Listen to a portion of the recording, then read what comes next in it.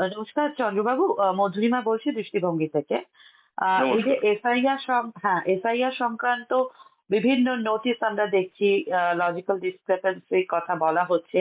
আপনার কাছেও তো একটা নোটিশ এসছে এবং হাজিরা দেওয়ার কথা হয়েছে। কি ঘটেছে বিষয়টা? আপনার মুখ থেকেই শুনতে চাইবো। দেখুন, আমি 16 তারিখে আমাকে হিয়ারিং এ হাজির হওয়ার জন্য আমি নোটিশ পেয়েছিলাম। তো হুম হুম আমি দিল্লিতে ছিলাম, কিন্তু আমি 16 তারিখে কলকাতায় ফিরে আমি হুম হিয়ারিং এ গেছিলাম। সেখানে হুম হাজির ছিলাম আমি পরিবার সহ। আমি, হুম আমার হুম স্ত্রী, আমার কন্যা, আমরা গেছিলাম। হুম হুম এখন নোটিশেও মানে স্পষ্ট করে কিছু উল্লেখ করা হয়নি যে কি কারণে আমাকে আদেশ করা হয়েছিল ওখানে হাজির হতে। তো হুম হুম আমিও জিজ্ঞাসা করি। তো হুম হুম ওনারা যেটা বলছিলেন যে কোনো লিঙ্কেজের অসুবিধে হচ্ছে। এখন হুম লিঙ্কেজটা কি ঠিক মানে স্পষ্ট করা হয়নি। তবে হুম এখন এই দেখুন, আমি কোনো বিতর্ক সৃষ্টি করতে চাই না। হ্যাঁ, হুম এটা একটা খুব বড় একটা এক্সারসাইজ, এই এসআইআর, হুম যেটা গুরুত্বপূর্ণ এক্সারসাইজ করা উচিত। তবে হুম যেভাবে এই এসআইআর পরিচালনা হচ্ছে, এটা আমার হুম মনে হচ্ছে একটু এই এত এত শীঘ্রই কি দরকার? এটা তো মানে পরেও হতে পারতো। এটা মানে হুম সঠিকভাবে করতে হলে 5 থেকে 6 মাসের প্রয়োজন। মানে 1.5 মাসে করা অনেক কিছু অসঙ্গতি হতে পারে, সেগুলো মিলিয়ে দেখা। তো হুম এখন যে সমস্যা আমার ক্ষেত্রে হয়েছে, যেটা এখন আমি জানতে পারলাম, যখন হুম আমি ওই ইনুমারেশন ফর্ম আমাকে দেয়া হয়েছিল, বিএলও দিয়েছিলেন, সেটা যখন ভরার সময় আমাকে যে লিস্ট দেয়া হয়েছিল, হুম 2002 এর এসআইআর এর লিস্ট, তাতে হুম আমি আমার নাম খুঁজে পাইনি।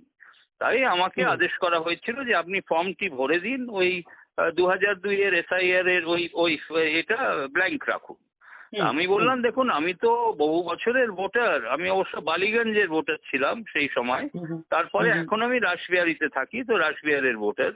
তো আমি বললাম, এটা এখন নামটি কেন নেই আপনার লিস্টে, সেটা তো আমি ঠিক বুঝে উঠতে পারছি না।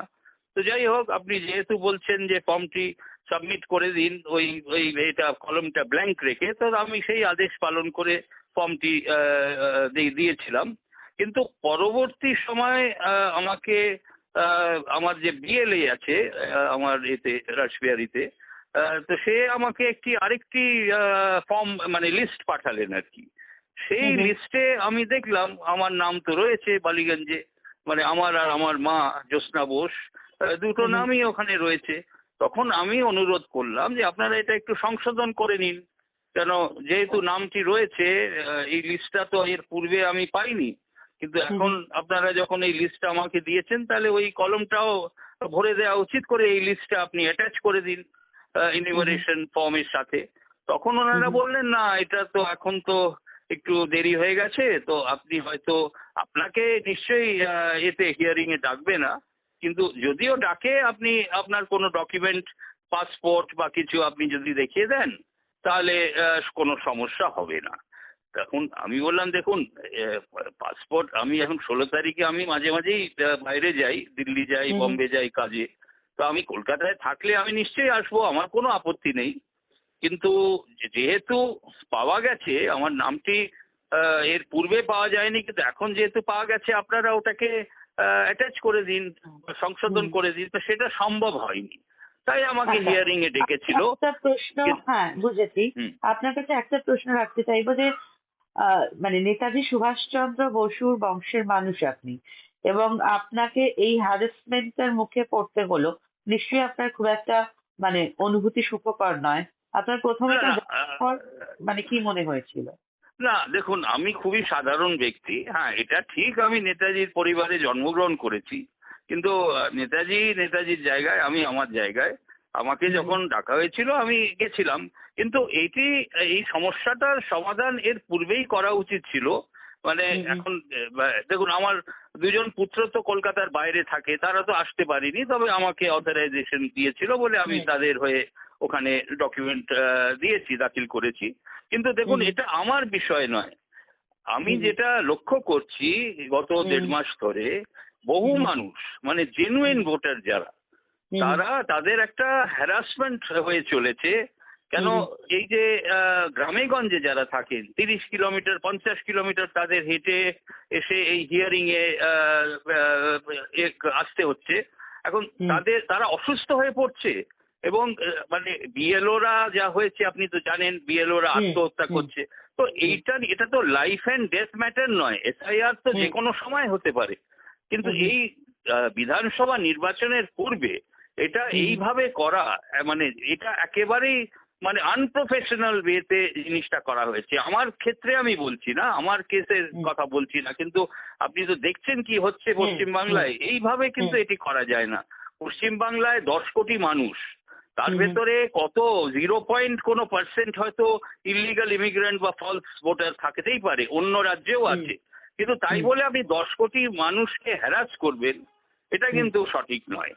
আমার যেটা ধারণা, বিএলওদেরও কোনো প্রশিক্ষণ দেওয়া হয়নি, তারা বিভিন্ন কাজে যুক্ত আছে, মাস্টার মশাই বা অন্য কোনো সংগঠনের সাথে তারা কোনো অন্য দায়িত্বে আছে, তারা তো এই মানে এসআইআর এক্সারসাইজে আগে যুক্ত কখনো হননি।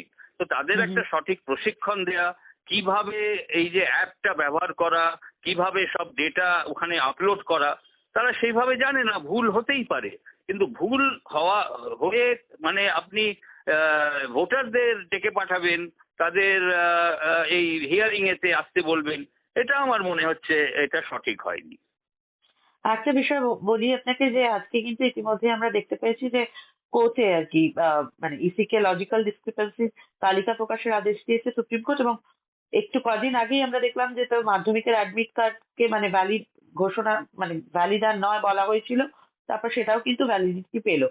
তো এটা নিয়ে আপনার কোনো মানে মতামত রয়েছে কি? মানে এই যে পুরো প্রসেসটা, আজকে এটা চাই কালকে ওটা চাই, আজকে এটা হবে না কালকে ওটা হবে না, আজকে কিন্তু সুপ্রিম কোর্টের কাছে কার্যত সেই অর্থে দেখতে গেলে রাজ্য সরকারি সমর্থক যারা রয়েছে মানে এবং মানে তৃণমূল কংগ্রেস যা বক্তব্য বলছিল সেইটার দিকেই কিন্তু সুপ্রিম কোর্টের যে মতামতটা সেটা কিন্তু এলো।